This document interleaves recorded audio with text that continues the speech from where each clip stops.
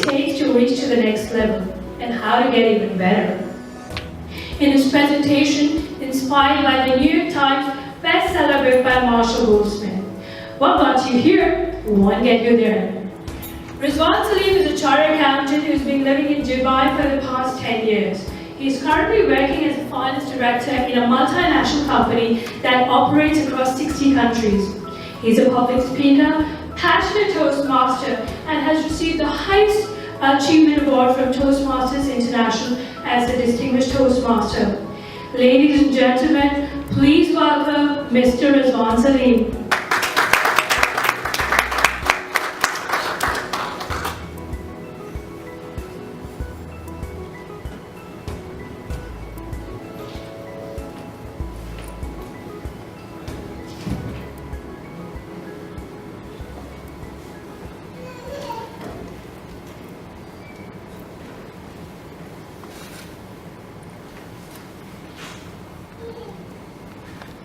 When I look around this room, I see a lot of successful people. All of us are successful in our life in one way or the other. But have you come across this situation in your life when you failed, that your hard work has started to pay off eventually, and you are doing good in your chosen field? However, there is something invisible which is standing between you and your next level of achievement. That's something which is holding you back to be more successful in your personal as well as professional life. Have you felt that ever? More so, have you ever realized that that invisible thing could just be one of your annoying little habits? One of your awkward personality trait, a long-standing habit that you barely even recognize? And that is the number one reason that holds you back from achieving further success in your personal as well as professional life. I'm sure we all can relate to that.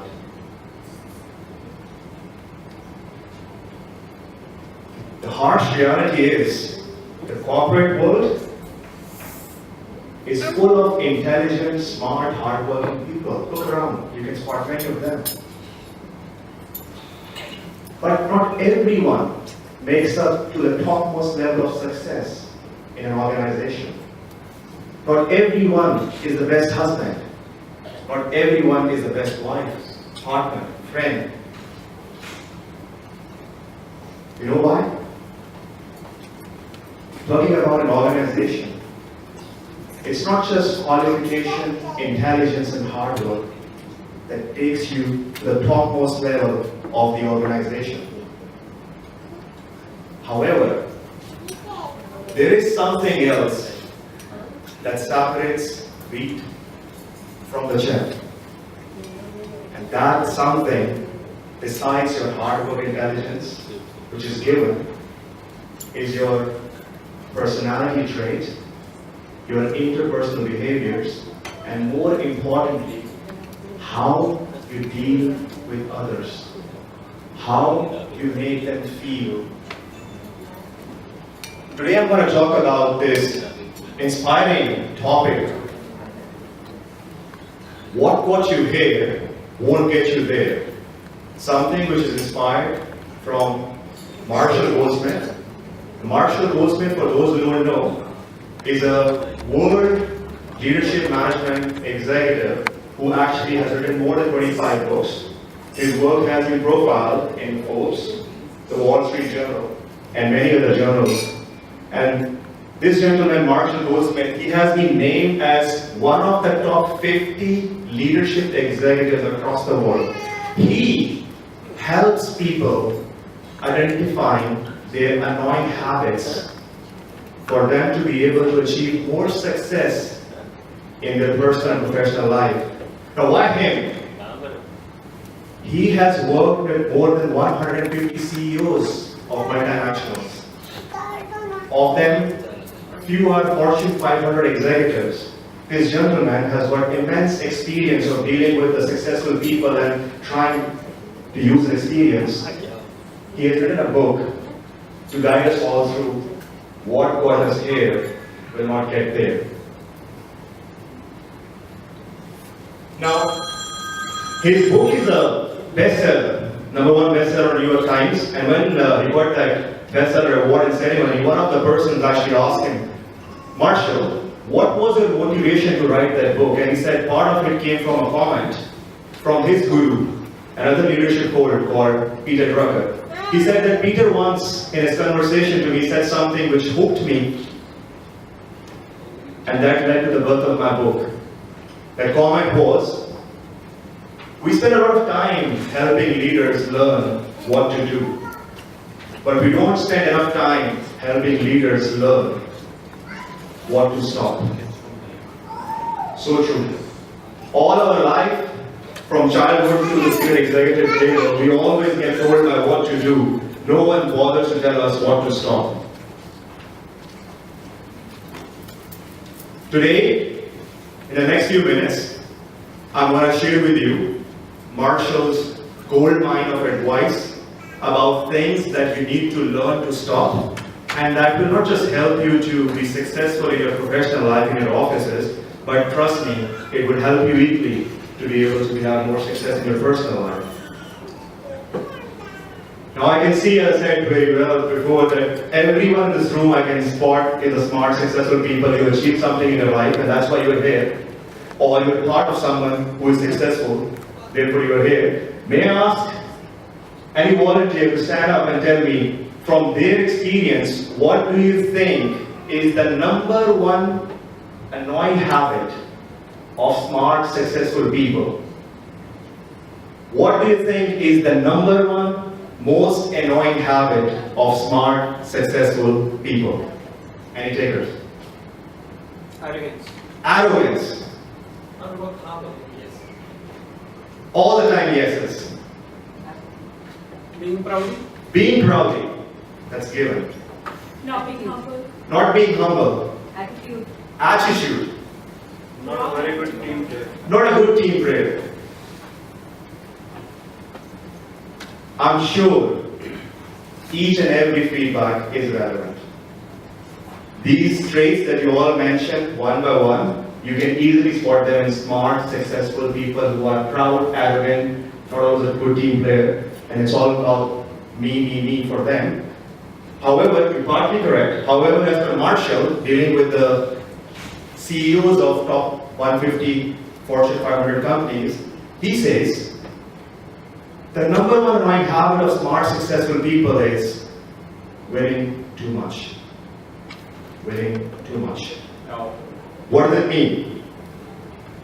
When it is important, we want to win. When it is critical, we want to win. When it is essential, we want to win. When it is trivial, we want to win. When it is not worth it, we still want to win. People in this room are all winners. But the problem with winners is, winners always like to win. Very difficult for a winner or a successful person not to constantly go through life without winning. I'm going to give you a case study that everyone in this room will enjoy. Something which I think is attributable to each one of us in our personal life, and that will signify the importance of this annoying habit. And before I start off, I would say that 75% of Marshall's clients who are successful, smart people, they fail this case study. So I can predict a massive failure in this room. I can tell you, most of you will fail this case study. And when I say you will fail, it's not me who will fail you. You will fail yourself. Are you ready? Yes. Are you ready? Yes. Okay. Let's assume you want to go to a dinner with your husband, spouse, or partner, and you prefer to go to dinner at restaurant X. Whereas your husband, partner, spouse, or significant other, they want to go to dinner restaurant Y. You want to go to X, they want to go to Y. X, Y, X, Y, X, Y. You have a heated argument about where to go, and you end up going to restaurant Y. What's your choice? The food tastes awful, the service is pathetic. You've got two options. Option A, to critique the food and tell your partner how wrong their choice was, and that mess could have been avoided had they listened to me. Option B, shut up, eat the stupid food, and try to have a nice evening with your partner. Question is, what would you do and what should you do? Any takers? B. You're being politically correct here, right? A. Guys, we need to be honest here, right? I need all of you to be honest when I ask you a question. So, please. B. By doing B, you achieve A. Perfect. Now the reality is 75% of Marshall's clients, and bear in mind those are smart, successful people who have achieved success in their career, right? They said, we will go with option A. We will tell our partner how stupid that choice was and that could have been avoided had they listened to me. But they said at the same time that we do realize that we should have gone for option B. They know it already. They know it already what they should do, but they are not doing it because of this annoying habit to win at all costs, in all circumstances, at the expense of everything, when sometimes it is not just worth it.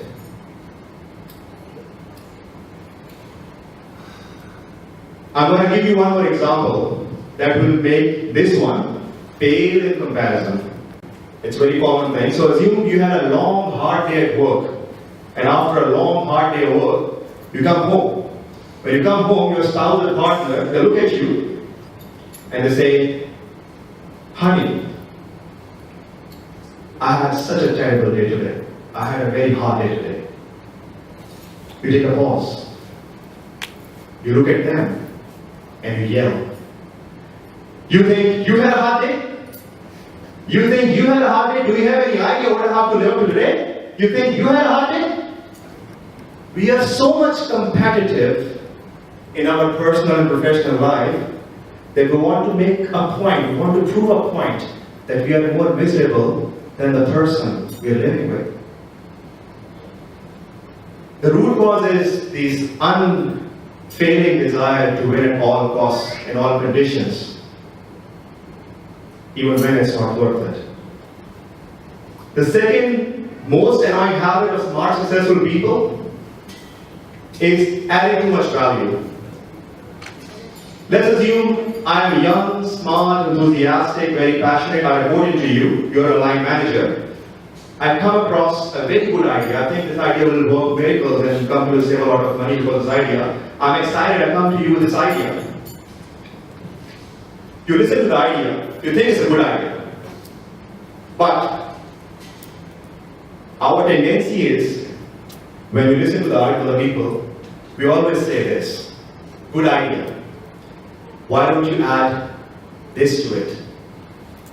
The problem with that is the quality of the idea may go up by 5%, but the commitment of the person to execute the idea may go down by 50%. Why? Because it is no longer their idea. Now it's your idea.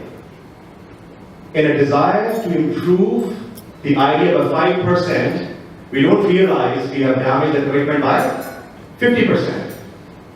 And that comes at the cost of our ego, because we want to add value to each and every conversation, even when it's not worth it. The third most annoying habit for smart, successful people, that includes everybody, is always trying to tell the world how smart we are, how intelligent we are, how hardworking we are, how super we are, how special we are. The problem with this habit is not everyone appreciates that personality trait of yours. And I'm going to give you an example with due apologies to all the parents out here, especially my mother sitting here. With due apologies to her. This is a life scenario we all experience in our personal life. Now, how many of you remember when you were a kid and mommy and papa telling you, while they're scolding you, telling you, when I was a little boy, when I was a little girl, do you remember that? Show of hands. Do you remember that? They're telling you how smart they were compared to you when they were of your age. When I was a little boy, when I was a little girl, do you remember that? Were you impressed?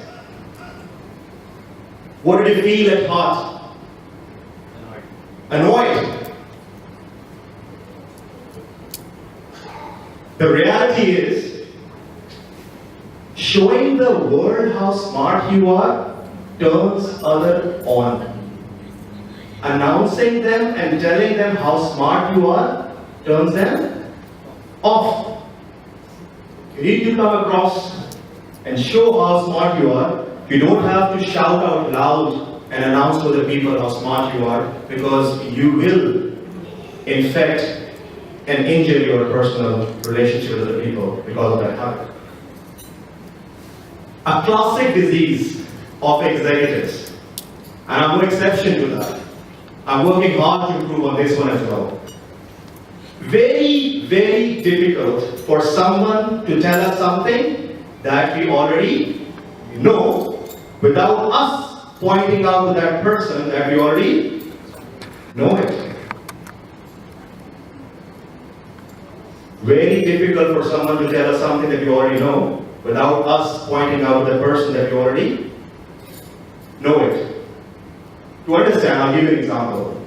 Let's assume you are a line manager. I'm young, smart, enthusiastic, very passionate about work. I come to know of a notice, very important notice that requires your attention. I bring that notice to you, to bring it to your attention, without knowing that you have already been alerted about that notice from one of my colleagues.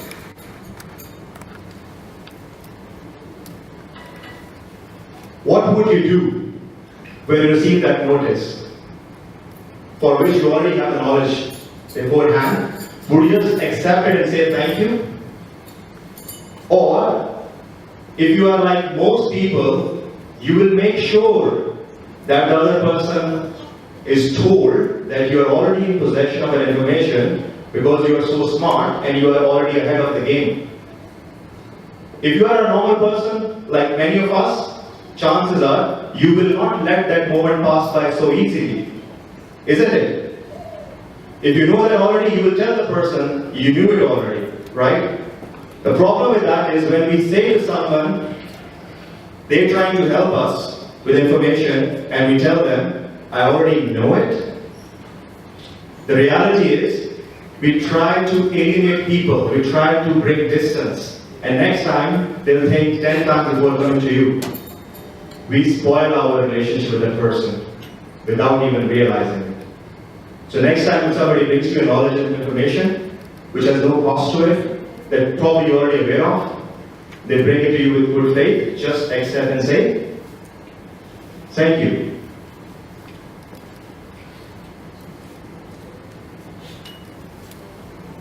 Punishing the messenger. Something which is more relevant on a personal note than a professional note. It applies to both accounts anyways. I'm going to give you this one more scenario. which involves your experiences of daily life. Let's assume you had a hard day at work, you had a long, hard day at work. You come back home, and then you have to rush for an emergency with your spouse, partner, or significant other. Now, you're driving fast to attend to this emergency.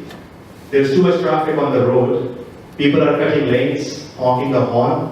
You're trying to be quick as well, trying to make your way through fast to the traffic. And suddenly, your partner sitting on the front seat next to you, they spot the red light and they scream out, "Watch out! There is a red light ahead!" Screeching stop. You look at your partner and you scream out loud, "What do you mean there's a red light ahead? Don't you think I can see? Just shut up and let me drive." Have you ever heard these words before?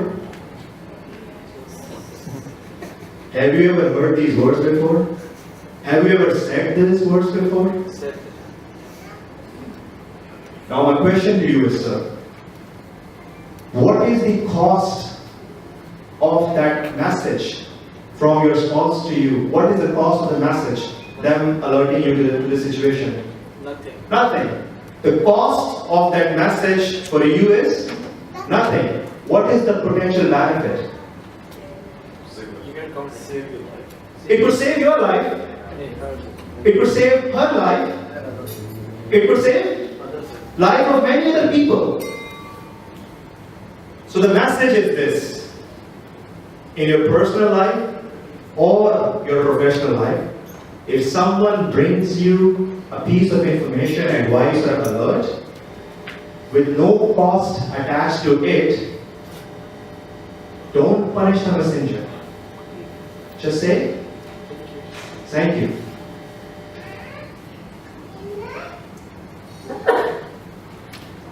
Now, this discussion has been all inspired through Marshall's book. For those who would like to buy the book, I would highly recommend them to buy the book and go through that. It is a life-defining advice that Marshall has in that book for all of us. Now, that book outlines 20 annoying habits. I have covered 5 in interest of time. I would request all of you, when you get time, to go through those 20 habits. I'm not saying all of you will have those all 20 annoying habits in your personality, but I can bet all of us will have at least 1 or 2, maybe 4, or someone like me might have 10. If you don't want to buy the book, just take a look at this website. There's a lot of free stuff there. You can Google 20 annoying habits Marshall Goldsmith, and you will get to see a summary paper free of cost, which will list all those 20 habits for yourself. Just read them. Just read them once. Once you read them, just pick 1 or 2 you think you need to improve on. Just 1, maybe 2. And I'm pretty sure if each one of in this room can pick up 1 annoying habit to improve on, with all of you around, I'm sure we can add a lot of value to this world by bringing more people who actually would have persona of influence of others as well, right? So we need to influence other people as well from our personality. Some final words for all of us with this discussion. I'm not saying we all are having annoying habits. I'm just reflecting upon something which is very powerful for all of us to take home and reflect upon and see how we can further improve ourselves to be more successful in personal and professional life. I'm sure we all are successful in what we do, all of us. The only takeaway is that you're already at a certain level and you can always excel to the next level. All you have to do is just begin this journey. With this, I would like to thank all of you for patiently listening to all of me and then participating as well. We probably will skip question answer session now in interest of time. For those who would like to ask any questions, comments, would like me to lend the book to them as well, please write to me on email and I'll reply back to that. Thank you very much.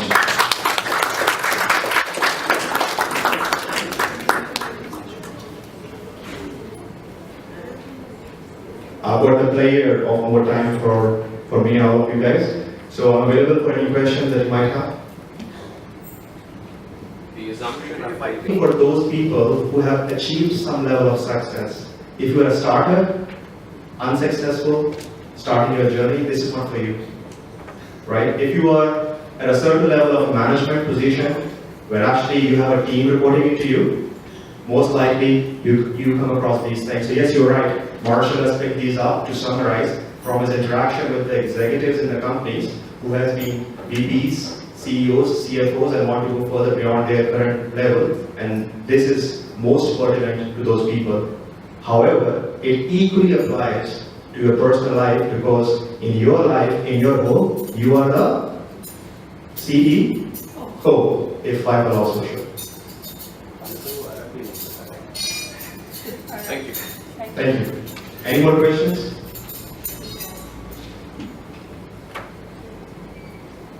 So if you don't have any questions, I will start asking questions. Any more questions? This side seems full. Can we have some questions from you?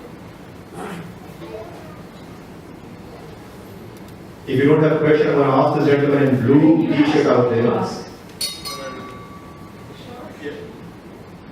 This gentleman in blue t-shirt, I think he has some question. I'm picking on you, sir. Then I have a question for you. Okay.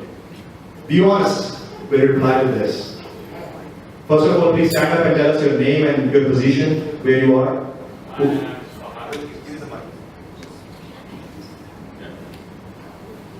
My name is Mahad I am director with PwC in Dubai. I've been here for the past 10 years. So I picked up Fahad. I have seen him after 10 years. We worked together when we started PwC journey long back. I have not seen him for 10 years. Now he's the director at PwC. So I want to ask him this question. How relevant do you think that discussion was? Very relevant. I can relate to some of the things that you already highlighted. So it is, it is very. How many shortcomings you have from the 5 that we spoke about? Maybe all 5. If I go through the 20 or maybe 20 or those, I can relate to. Right. Thank you very much, Fahad. Now there is no shame in saying something that is true.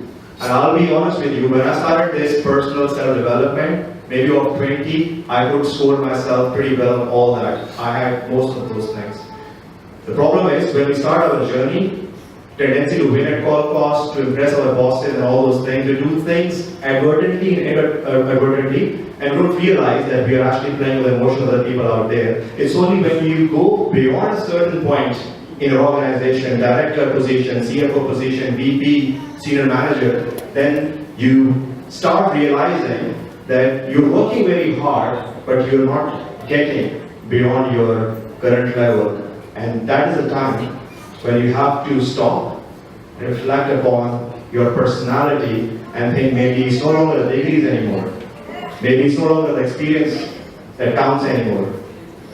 There is something else. And that is how you treat your peers, how you treat your team members, and how you connect with all people, either at work or at home, which is going to define your further success in your professional life beyond that point.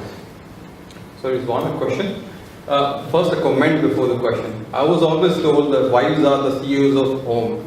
So there's something new I'm learning from you today, that we are the CEOs. The question is, so does the book talk about how we go and fix these kind of attributes? You know, it's a good list of comprehensive ideas of what to pick in your personality, but how you do it. Is there any help in the book itself? Yeah, for those who don't know, this gentleman is my brother. He's my elder brother, and this was my market question. Before entering this session, he has no idea what I was going to talk about, so I brought this book with me, and I told him to read it, and he wants shortcut, right? This book is listing out those 20 habits, of which I picked up 5 to just reflect upon and break the ice with all of you guys. This book also tells you how to fix those habits. In interest of time, I was told that I have a 30-minute slot. I could not cover that, but I strongly recommend that if you really want to improve on those things, try and test it. This book talks about the feed-forward process, the personality changes that you need to do and how you do it. It's all mentioned in that book. Great, thank you. Okay, we can have one last question. One last question. First of all, I would like to thank you that it was a very good session, but you made our life miserable because we do have that habit of debates on all these points and having all these issues with me. Now, my question is this: that you said that this book mainly was a collection of successful people in the world, right? And these are the habits they used to carry. If they were already successful, then what was the reason of having identifying those habits? And what they wanted to achieve? They wanted to be on the top, the only one, or what was the reason behind it? In Marshall's book, when you open this up in the index, you will see feedback from all of his clients, CEOs of the company, right? One of the guy, JP, he was a CEO of GlaxoSmithKline, you know about the company, right? And Marshall asked him the same question, that what did you learn from all of this? He used to do the same thing with his smaller group of people and try to change their perception about things that they already know. So then again, Marshall wrote in this book, he said that person asked the same question, and then I asked him, how do you see this working? And he said, as a CEO of this big company, to be able to grow further the company, right? What I learned from you, Marshall, is, and that's his feedback to Marshall, a person who is already a CEO of a multi-million-dollar company, his feedback to Marshall on this is, one thing I learned being a CEO of this company from your session, Marshall, was, you don't have to prove yourself in front of your team all the time.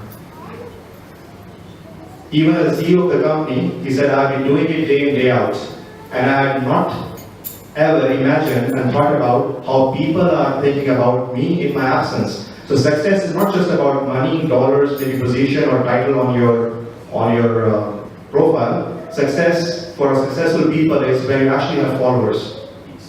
So in that context, CEO may not be anything beyond CEO, but the success in relative terms is basically how they can achieve more from their life. How can they be seen as more successful and be more successful at the same time? That was the last question, guys. Thank you very much for your patience and listening.